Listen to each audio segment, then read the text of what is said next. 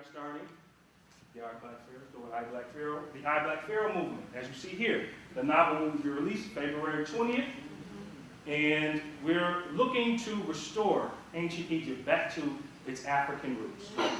And if you understand how this has gone over the last centuries, we have seen different forms of Egyptians, but we have never seen this form. Amen. Have we not? No. Did anybody see true African roots in these Egyptian movies? No. 10 Commandments, no. Gods of Egypt. No. Cleopatra. No. So as you see how important and relevant this is, ancient Egypt happens to be the only African civilization that Africans have to prove is African. That's true. So me being African myself, I'm here to share this knowledge. So some of the misconceptions that we talk about with African people, let's just talk about some of them. Africans are primitive, uncivilized bushmen, live in nothing but mud huts. Even African greatness is always accredited to Arabs, Chinese, or even Europeans. Anybody other than Africans, anything great. North Africa is not considered black African at all, but European or Middle Eastern. Nothing great happened in Africa until European colonization. Blacks are not intellectual. We're only known for civil rights movements such as Dr. King and Harriet Tubman, Rosa Parks are the most rendered of black history. It is argued that black people are more connected to monkeys than other human beings. These are the misconceptions. Europe influenced and civilized Africa. Okay? The only people who think that Africa was civilized is crazy Afrocentric black people. This is this misconceptions. Okay? So now we have to ask ourselves the question. After all of this proven dishonest scholarship from these archaeologists, are we going to continue to trust them? No. Are we going to continue? And we're going to see some of the dishonest scholarships today. First, let's define what is Afrocentrism. Afrocentrism, extreme cultural and political movements whose mainly African Americans regard themselves as Africans and believe they are the center worldview, should positively reflect African traditions and values. The only word that I heard there that sounded somewhat bad to me was extreme. Let's talk about Eurocentrism. Eurocentrism refers to the discursive tendencies to interpret the histories and cultures of non-European societies from a European perspective. Common features of Eurocentrism include ignoring or undervaluing what Asians or Africans did within their own societies. All right, talk about it. So which of those sound worse to you? The second one. All right, so both of them have some extreme issues with them. Okay? But now take us into our next slide, please. This is commonly what we see when we turn on National Geographic, when we turn on anything with the media portrayed about Africa. We see flies flying around their heads. We see children with bumps all over their stomach, big bellies, skinny chests. Okay? Does this make you want to go to Africa? To help them, maybe. Yeah. But other than that, No. to live there, to start a business there, absolutely not. Next slide, please. This is again how the media portrays Africa. Violence, Ebola, AIDS, mud huts, terrorism. But do you see brotherly love on the TV? Do you see the ancient kingdoms that we're going to talk about today? Do we see the modern cities? Do we even see the beautiful scenery, tropical scenery? Do we even see that? Next slide, please. Do we see this? Do we get to see the African kings, let alone the queens? How beautiful they were. Okay, we got Akhenaten up there. This was made by James C. Lewis. He just decided to make some depictions of how these Africans may have looked. You have Taharka, you have King Tutankhamun, you have Shabaka, you have Shaka Zulu, you have King Mansa Musa. Okay? King Mansa Musa, his worth was about 500 billion, considered to be the richest man to ever walk the earth in gold. Next slide, please. This is what we see when we talk about Black History Month, which is coming up in February. We see mostly Dr. King. You got Barack Obama in there in the center. You got Jesse Owens. You got Elijah Muhammad, Marcus Garvey. Malcolm X is there. Frederick Douglass is there. You got Harriet Tubman, as we talked about earlier. Now, as great as these people and what they did for America, are they the pinnacle of Black history? Because there was Black history 3,000 years before these individuals even came into play. And we're going to talk more about that today. Next slide, please. This is the Great Pyramid of Giza. Ancient Egypt. This is one of the main topics that we're going to get into today. This place is the highly debated place. It's a debate between, are they African, or are they Middle Eastern, or were they European? We're going to find out what they are and what they were today. So, in dealing with this particular issue, someone asked me a question. They said, Emmanuel, what does it matter? What does it matter? If you can prove that Egypt was African, Black African, what is it going to do for Black people?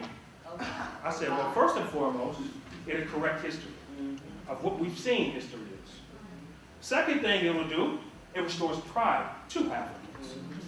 I was just sitting here the other day, Wednesday, it was a Buffalo probation meeting. Okay? And so the whole room was filled with African Americans. Buffalo probation for gun violence. And one of the judges stood up and said, why don't you people stop killing each other?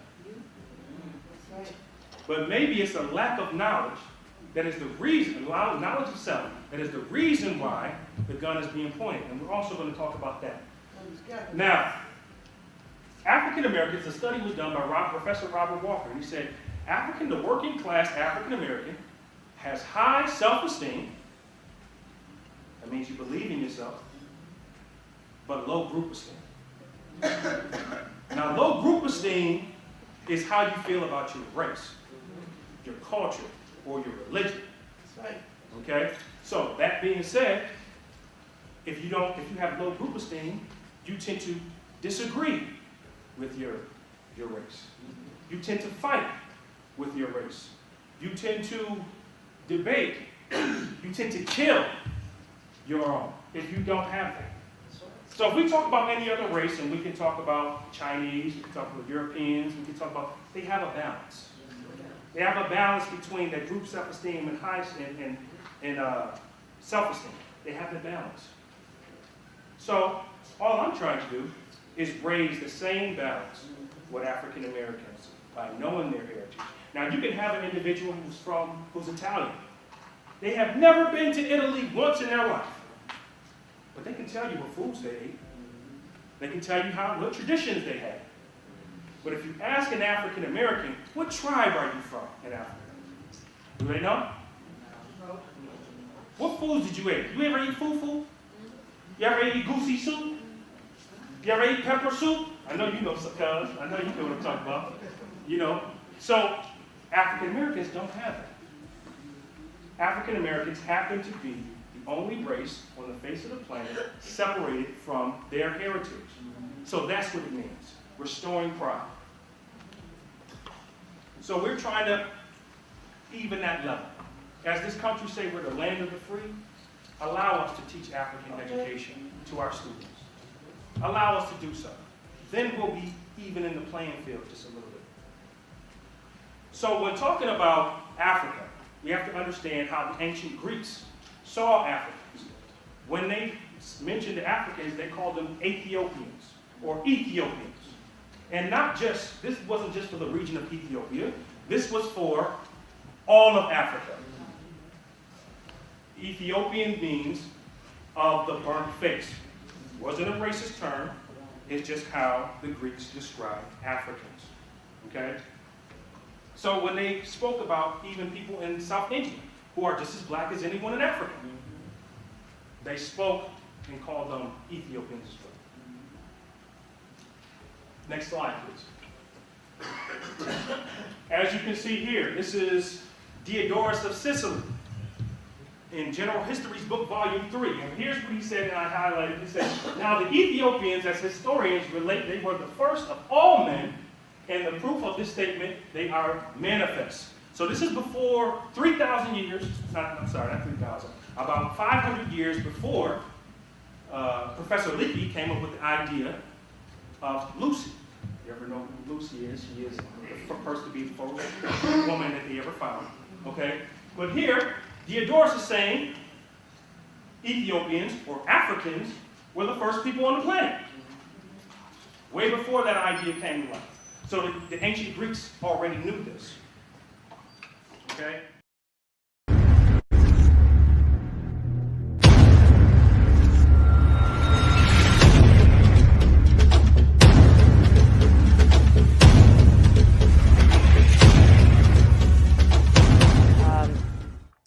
We represent the African diaspora around the globe. We represent the fact that our culture has roots in all the other cultures. You know what I mean? Our presence is known on every continent prior to the European history books. You know, and knowing that gives yourself a sense of pride that wasn't there before, especially for Black Americans, where we only know about being descendants of slaves. Yeah. Well, that doesn't really give you much pride. But with this show, it's so important to me because we're showing people that it was so much more than that. You know, you're descendants from kings and queens and philosophers and mathematicians and people who pretty much set the foundation for civilization for all the other cultures to have come and gone and currently exist. And we discussed this a lot of times on the Culture Show, how media has depicted on the African continent, media has depicted African Americans to be gangsters, pimps, hoes, rappers, all of these different things, gang members, violence, and vice versa. On the flip side, Africa has been painted as impoverished, war, poverty, you know, disease, Ebola, AIDS, flies flying around children's heads. It seems that the media has played a pivotal part in dividing the diaspora. What are your thoughts on that? Absolutely. And it's been that way before media was known as media. You know, media has taken so many different forms for thousands of years. Plays are a form of media. Press is a form of media. Stories, like in ancient times, they would call a storyteller a bard in certain areas. You know, that's a form of media. And the media has definitely gone above and beyond to keep us separate and to demonize us in some way, shape, or form, or to make us appear less than. And a lot of the times you find that people are kind of, some people, I should say, are playing into that. And you're not helping to paint the picture in a better light by playing into it. Yeah, definitely.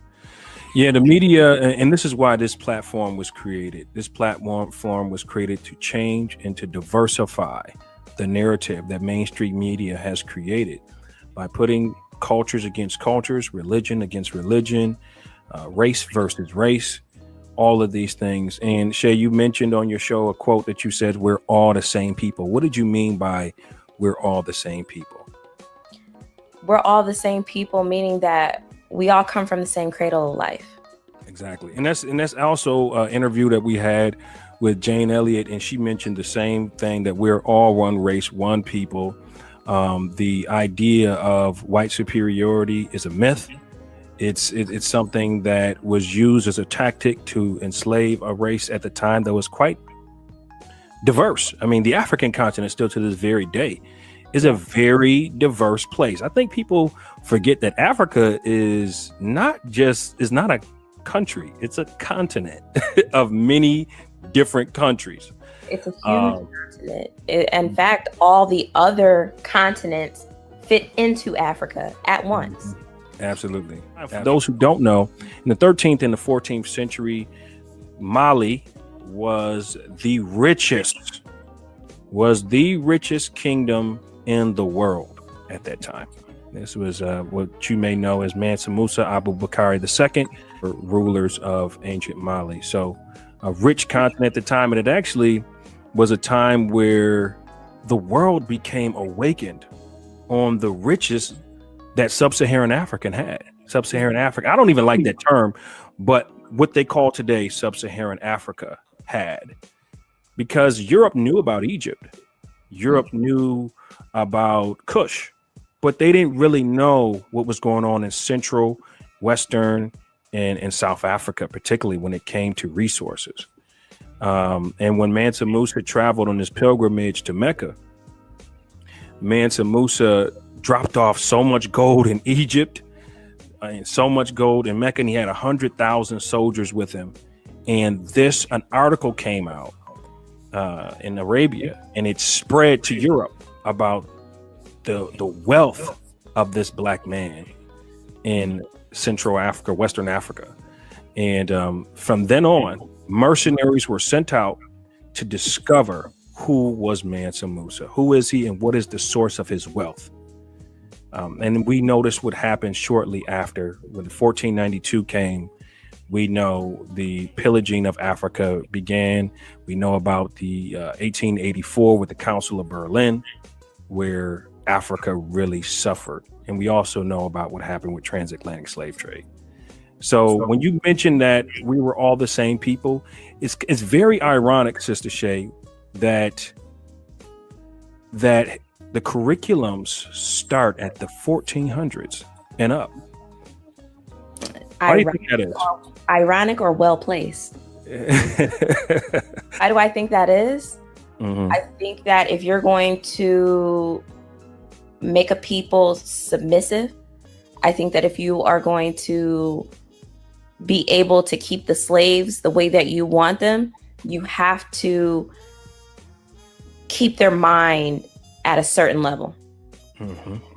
Now, if you have the mentality that, you know what, I'm just a descendant of slaves, you're going to hold a very, I won't say that it's like up on the forefront, but like subconsciously, you're going to hold that as kind of like a shame. It's going to be, you know, you're not going to be proud of that per se. You know, you get some people like, you know, I'm just a slave. We made it through. That's great. But that's not the same level of confidence as saying I am the descendant of a king and a queen. Mm-hmm. I'm descendant of a civilization that the world was completely envious of and did their best to break it. Yep. You know what I mean? It holds a different level of pride. So if you're going to keep a people, you know, subjugated and enslaved mentally and physically, you have to create a curriculum that's going to keep it that way. We know the systematic oppression rolls from financial to educational to the jail system. Mm-hmm. You know, it affects even the family dynamic. Mm-hmm. So if we're going to keep these people in their place, we have to be able to teach them what we want them to know, which is before you were slaves here, you were swinging on the vines in Africa, running with the lions, and then we came and civilized you. Mm-hmm. And that's not true. The knowledge about ancient Kemet is rising. For those who are listening who don't know much about Kemet, the name Kemet is ancient Egypt. This is what Egypt was called, which means the black land or land of the blacks. But this is what ancient Egypt was called by the ancient Egyptian people. The term Egypt didn't come until the Greeks took over Egypt, okay, which was in the 32nd dynasty of Egypt. So that term was not, the term Egypt or Egyptian was not used by these original ancient Egyptian people. Let's get that very clear. So the rise of Kemite knowledge has really caused a lot of problems for modern day Egyptology, which has whitewashed a lot of ancient African kings, queens, what have you, artifacts, we can go on and on about the things that happen. Why do you think that Kemet studies is so important for Africans in the diaspora to know about when it comes to reclaiming their history?